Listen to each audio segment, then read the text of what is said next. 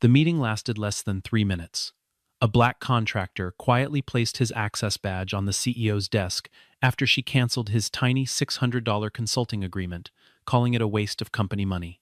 No one noticed the thick notebook he carried out with him that afternoon, tucked under his arm like something far more valuable than the folder of paperwork the executive assistant had handed him on his way out.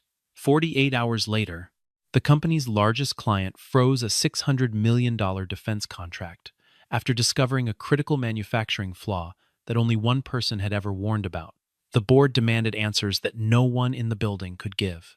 The CEO finally whispered the name she had mocked 2 days earlier, and the silence that followed was the loudest sound anyone in that boardroom had ever heard. "Where is Malcolm Hayes?" she asked. No one had an answer. Malcolm Hayes had once been the kind of engineer that entire manufacturing divisions were built around. The man-plant managers called at 2 in the morning, when a production line stalled, and nobody could explain why. He understood tolerances the way other people understood language, instinctively, fluently, without needing to consult a manual. In his younger years, he had rebuilt failing assembly systems for 3 different Fortune 500 companies, each time arriving quietly, working without fanfare, and leaving behind a factory that ran better than anyone thought possible. But somewhere along the way, after a corporate restructuring that eliminated his division and a series of politics he never had the stomach for, Malcolm stepped back from the world of executive titles and stock options. He chose instead to take small, short-term consulting jobs, the kind most senior engineers considered beneath them. He didn't need the prestige. He needed the work to matter, and increasingly, that mattered more to him than the size of the check attached to it. Sinclair Dynamics was in the middle of preparing the largest shipment in its history, a defense manufacturing contract worth $600 million that would cement the company's reputation for the next decade. Every department was under pressure. Every deadline had been moved up. And in the chaos of that expansion, a plant manager named Walter Diaz, a man who had worked with Malcolm years earlier and never forgotten what he was capable of, quietly reached out to him. Walter didn't have authority to hire a full consultant, and the budget for outside review had already been slashed twice that quarter. So, he offered what he could, a single afternoon of Malcolm's time, paid at exactly $600, just enough to get one careful set of eyes on a production line that had been behaving strangely for weeks. Malcolm didn't ask questions about the money. He simply said yes, and showed up the next morning with his own tools and his own notebook, the same worn leather notebook he had carried into 100 factories before this one. What Malcolm found inside that plant took him less than 6 hours to identify, though it would take the rest of the company weeks to understand the weight of it. The calibration process on one of the primary production lines had drifted out of specification, not in a way that would show up in any standard inspection, but in a way that would only manifest after thousands of hours of continuous operation under load. It was the kind of flaw that hid itself perfectly during testing and revealed itself only in the field, often catastrophically, often without warning. The probability of failure was low. The consequence of that failure, in a defense contract involving critical hardware, was enormous. Malcolm spent the rest of that day and much of the night writing a full technical report, complete with data, diagrams, and a clear, specific recommendation for how to correct the calibration before the shipment went out. He submitted it through Walter the following morning, confident that once someone with authority actually read it, the fix would be simple and the crisis would be avoided entirely. Victoria Sinclair sat at the head of a long glass table 3 days later, reviewing a stack of vendor invoices with the kind of impatience that had made her both feared and effective as chief executive.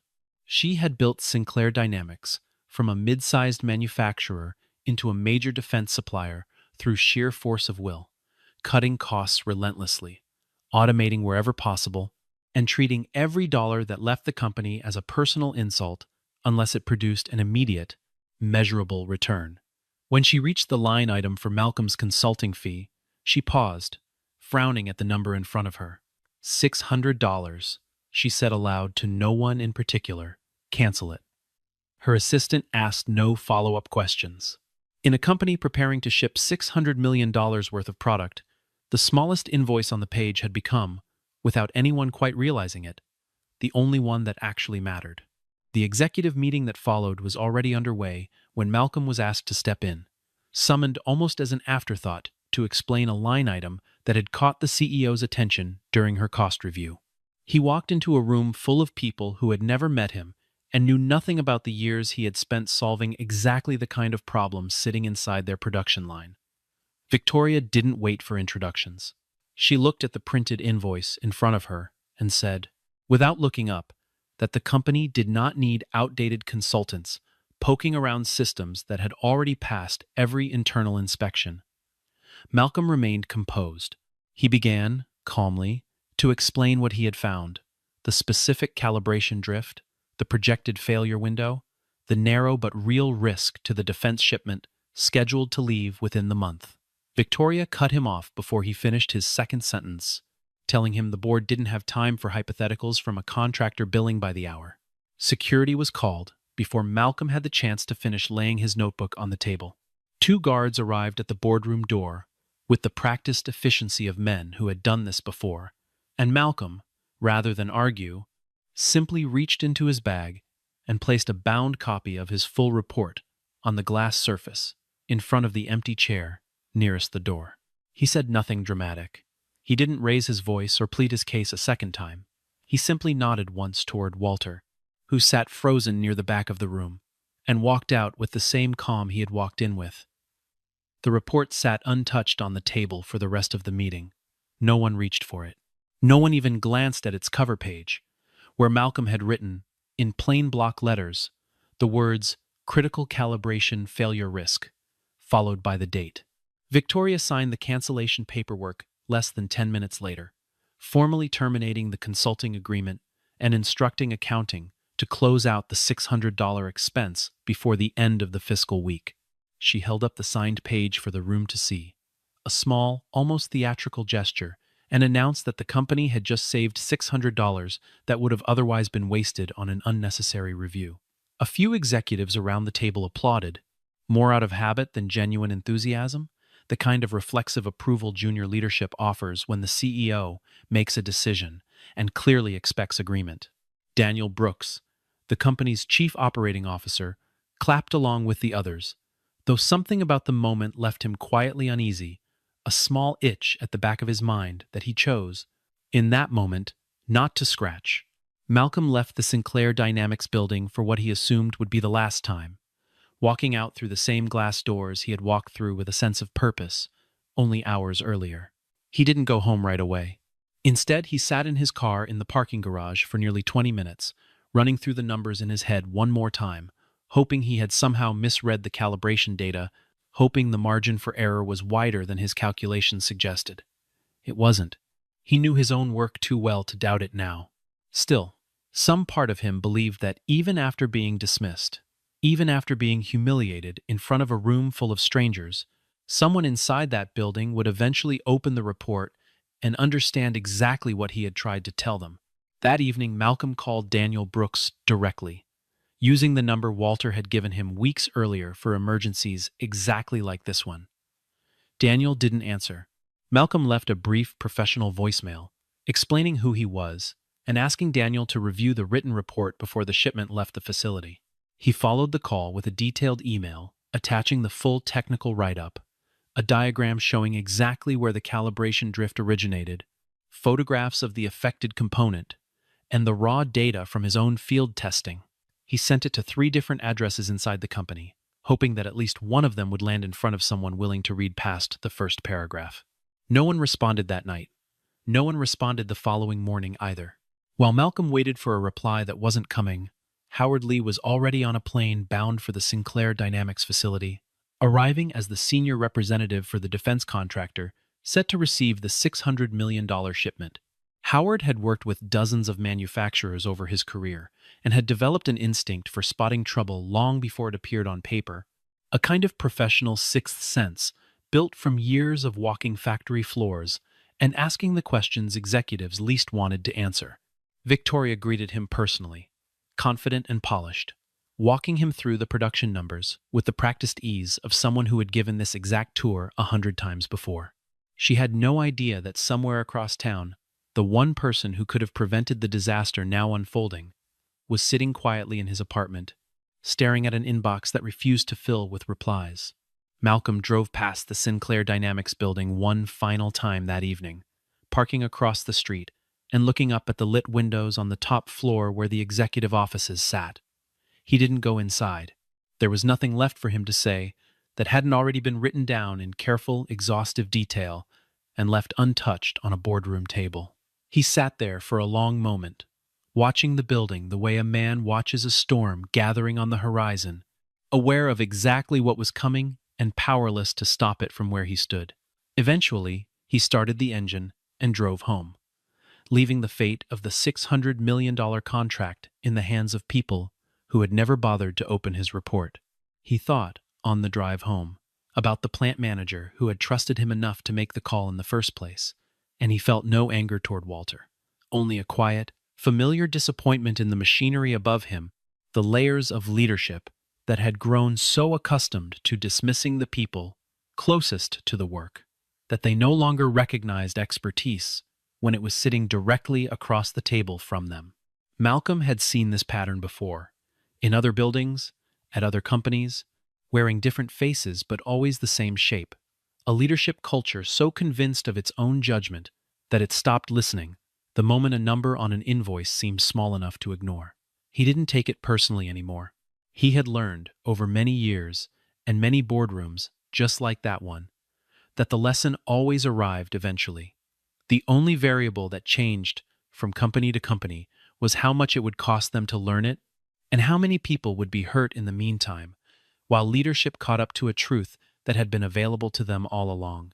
That night, alone in his apartment, Malcolm opened his notebook one final time and reread his own findings from beginning to end, checking his work the way he always did before letting a matter rest, searching for even the smallest possibility that he had been wrong. He found none.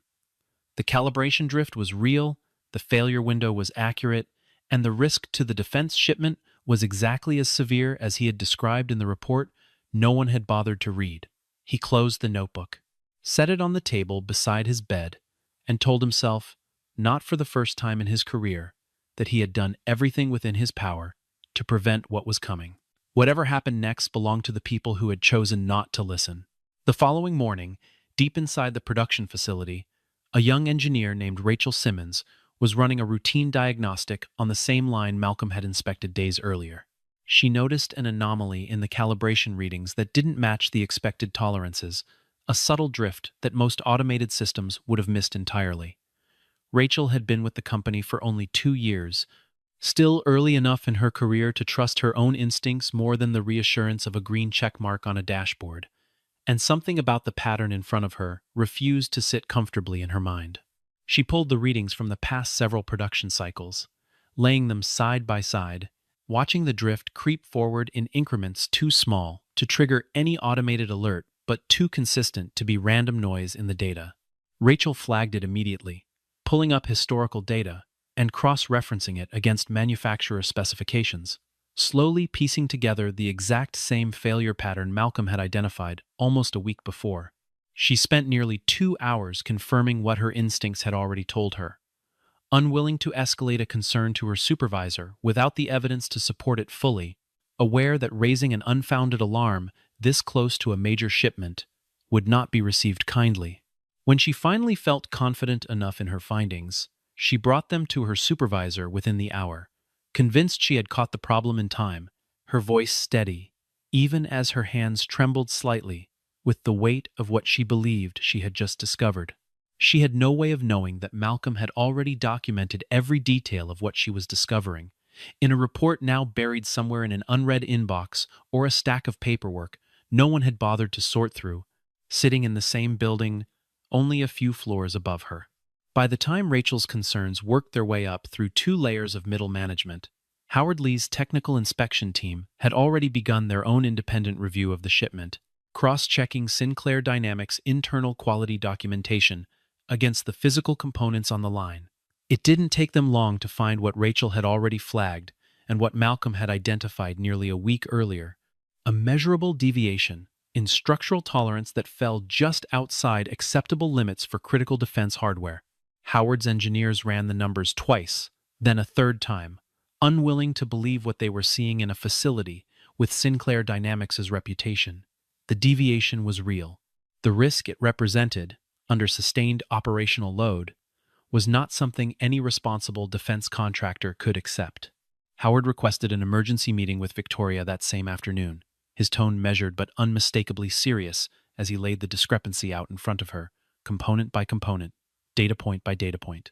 Victoria, still confident that this was a minor technical misunderstanding easily resolved, asked who had approved the calibration process currently in use on the line. The room went quiet. No one had a clear answer. Daniel shifted uncomfortably in his seat, the earlier unease he had felt during the board meeting, suddenly returning with far more urgency. Someone finally mentioned that an external consultant had reviewed the line just days earlier, though no one in the room could immediately recall his name or what exactly his findings had been. Howard's team spent the next several hours conducting a deeper physical inspection of the production line, pulling components directly from the assembly for laboratory testing, rather than relying solely on Sinclair Dynamics' internal documentation. What they found only confirmed their worst suspicions. The calibration drift Malcolm had identified wasn't an isolated incident contained to a single unit. It was systemic, embedded in the process itself, meaning every unit produced on that line, since the drift began, carried the same underlying risk. One of Howard's senior engineers, a quiet man who rarely spoke unless the data demanded it, pulled Howard aside privately and told him this was the kind of flaw that didn't announce itself gradually. It waited, silently, until the exact wrong moment to fail completely, and in defense hardware, the wrong moment could mean the difference between a minor inconvenience and a catastrophic loss of life somewhere far from this factory floor. Howard ordered the entire production line suspended immediately, halting all further assembly until a full root cause investigation could be completed. Victoria watched the announcement land across the facility floor, like a physical blow, workers stopping mid-task as supervisors relayed the order down the chain, the hum of machinery falling silent section by section until the entire building seemed to be holding its breath. Some of the workers exchanged confused glances, unsure what had triggered the sudden halt.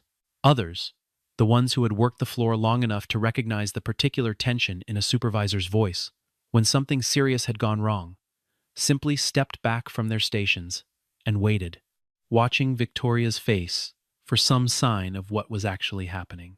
That evening, standing in front of the assembled executive team, Howard delivered the news no one in the room wanted to hear.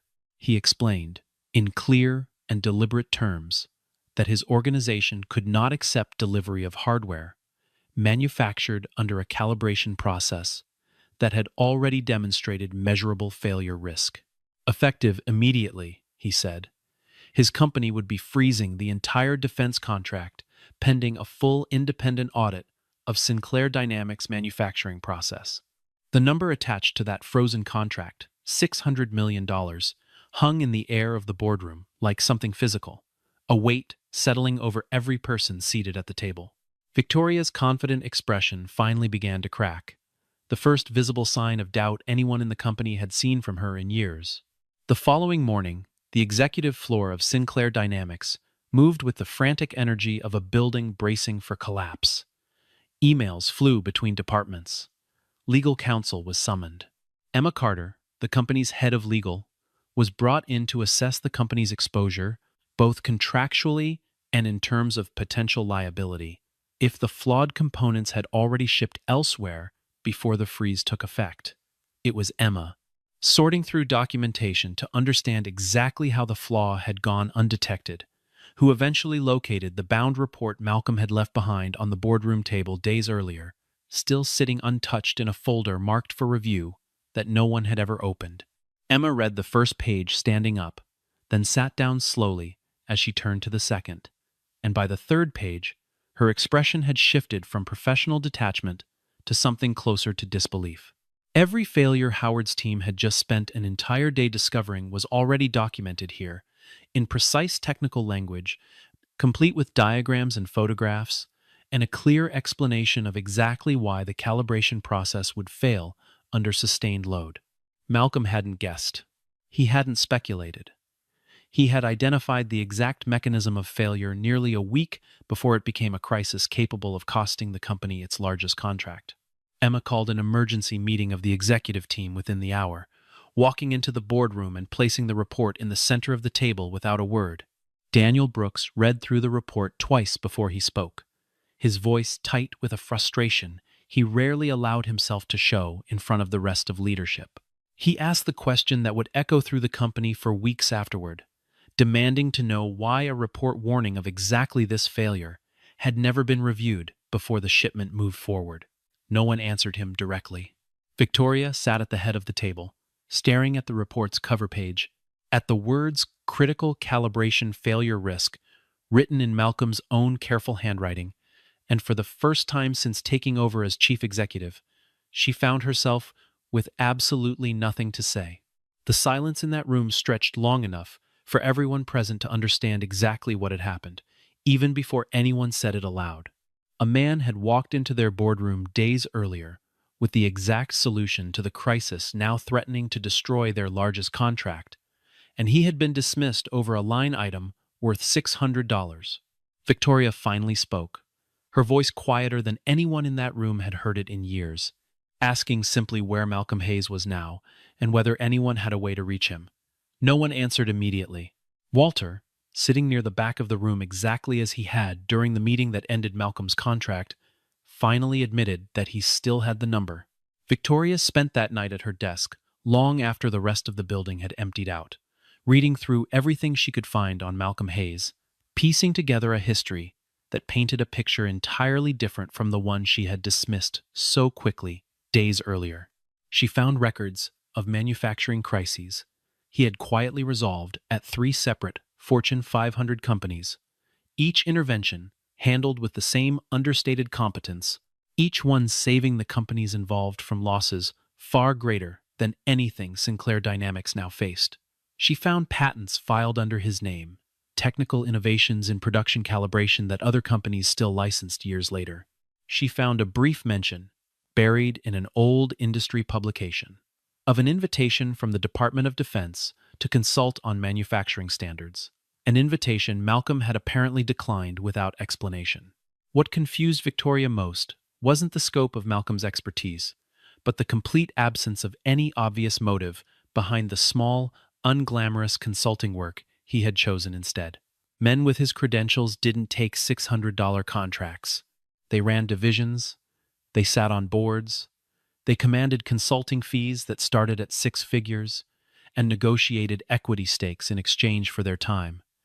Yet here was Malcolm Hayes, walking factory floors for a fraction of what his expertise was worth, seemingly by choice rather than necessity.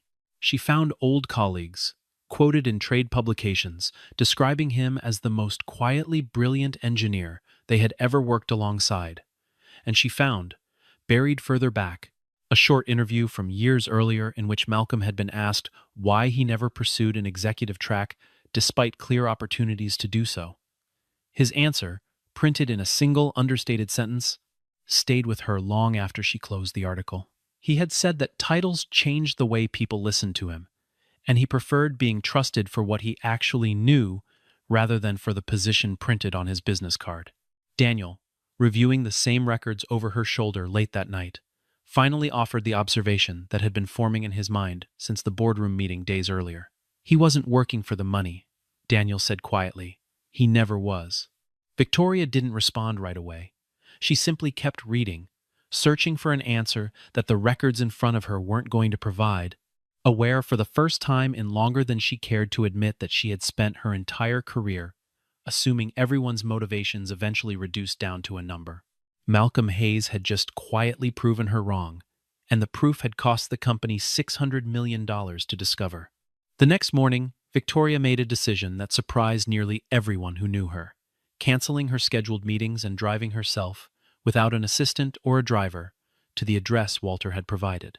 She arrived at a modest apartment building on the edge of the city, nothing like the corporate towers she was accustomed to, and found Malcolm exactly where Walter said he would be, sitting on the small back porch with a cup of coffee and the same worn leather notebook resting on the table beside him.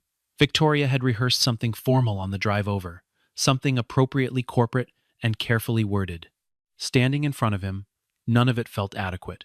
She simply said that she had made a mistake. Malcolm looked at her for a long moment before responding, his expression neither hostile nor forgiving, simply steady. "You canceled the contract," he said finally. "But that isn't really what you canceled. You also canceled the chance to prevent all of this before it happened." Victoria absorbed the correction without argument, understanding immediately that he was right, that the $600 had never really been the point at all. She had canceled the one thing money couldn't easily replace once it was gone, the narrow window in which a problem could still be quietly fixed before it became a public catastrophe, threatening the company's largest contract and its entire reputation. Victoria offered him everything she thought a man in his position might want: a full-time position with a title of his choosing, a significant equity stake in the company, a bonus large enough to make the original $600 insult look almost absurd in hindsight. Malcolm listened patiently to each offer without interrupting, and when she finished, he simply shook his head. He told her, in the same calm, unhurried tone he had used throughout the conversation, that he sold his expertise, not his self-respect. He explained that he had spent enough years inside corporate structures to know exactly what happened to people who tried to speak difficult truths to leadership that didn't want to hear them, and he had no interest in returning to that world, no matter how generous the compensation attached to the invitation. Victoria sat with that answer longer than she expected to, watching the late afternoon light shift across the small backyard, and found herself, for reasons she couldn't entirely explain even to herself, reluctant to end the conversation and drive back to the office. There was something disarming about a man who had every reason to gloat and chose instead to simply speak plainly, without bitterness, without performance. She asked him, almost against her own better judgment, what it was that had kept him doing this kind of quiet, thankless work for so many years without ever chasing the recognition his talent clearly warranted. Malcolm considered the question for a moment before answering, telling her that recognition faded the moment the next crisis appeared, but a factory that ran safely, a shipment that reached its destination without failure, that outcome stayed true, regardless of who remembered his name attached to it. Victoria found she had no immediate response to that either, and for a brief moment the conversation drifted somewhere quieter and more personal than either of them had intended, before she caught herself and steered them both gently back toward the matter that had brought her there.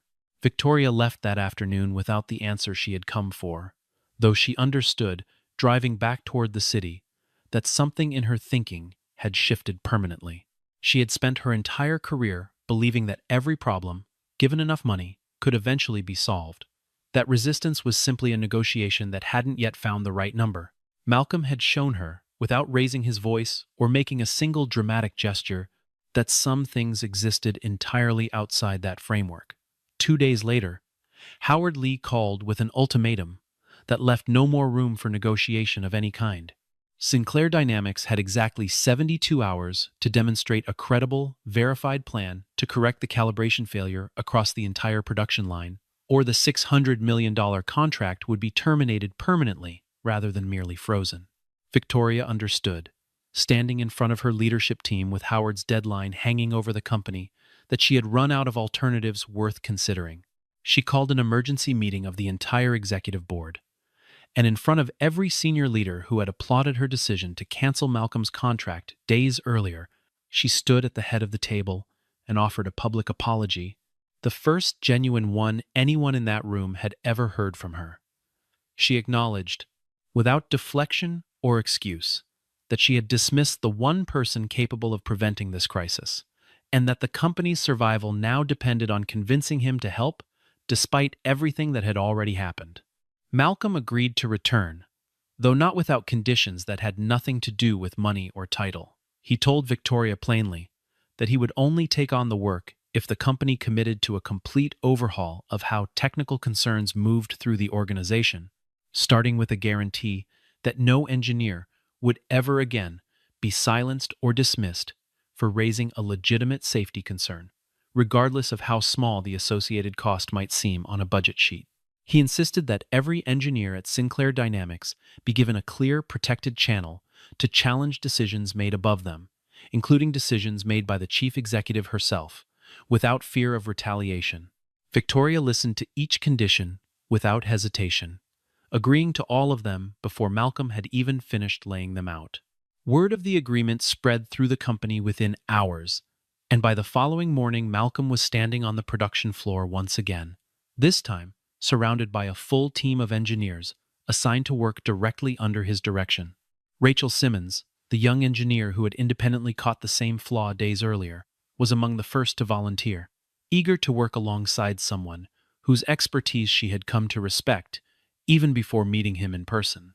Malcolm walked the team through every detail of the calibration failure, patiently explaining not just what had gone wrong, but why the standard inspection process had missed it in the first place, ensuring that everyone in the room understood the underlying mechanism well enough to prevent it from happening again in the future. The work stretched across 3 continuous days, engineers rotating through shifts to keep the recalibration effort moving around the clock, testing each corrected component multiple times before allowing it to move forward in the process. Malcolm barely left the facility during that stretch, sleeping in short bursts on a cot set up in one of the smaller conference rooms, reviewing data late into the night alongside Rachel and a handful of other engineers who had quickly become the core of his team.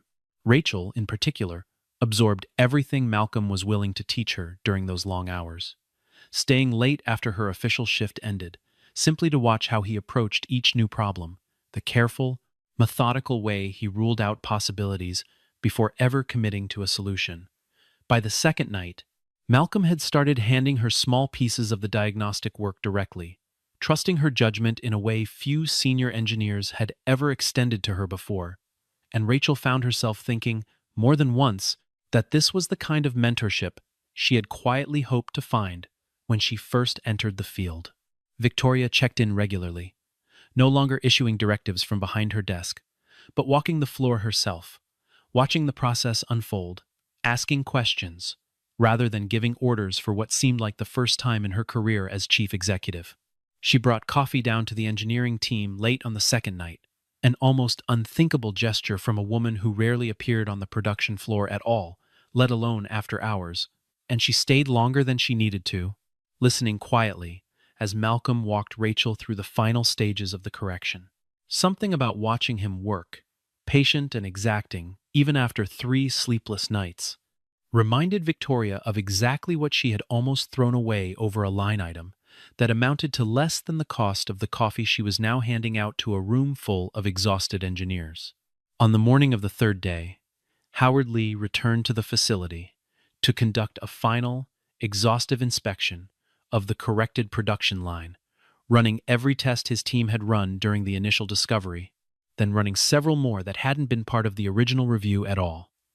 Malcolm stood beside him through the entire process, answering every technical question without hesitation, walking Howard through the corrected calibration procedure step by step until every metric on Howard's checklist had been satisfied.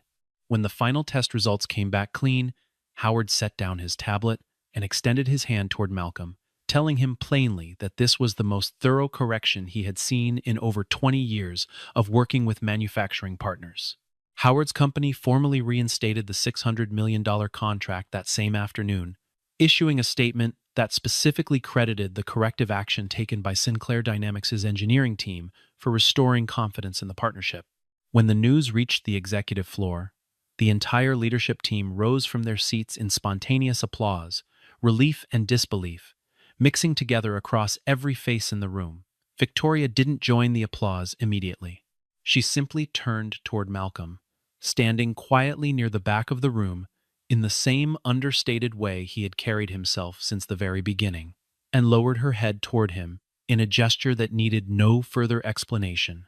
3 months passed, and the culture inside Sinclair Dynamics had visibly changed in ways that extended far beyond the single production line Malcolm had corrected. Victoria implemented a company-wide policy, requiring every significant technical report to be personally reviewed by executive leadership before any related contract could be canceled or modified, regardless of how small the associated cost appeared on paper. She established a formal engineering review board with real authority, one that could not be overridden by a single executive decision, ensuring that no report like Malcolm's would ever again sit untouched on a boardroom table while a crisis quietly built beneath the surface.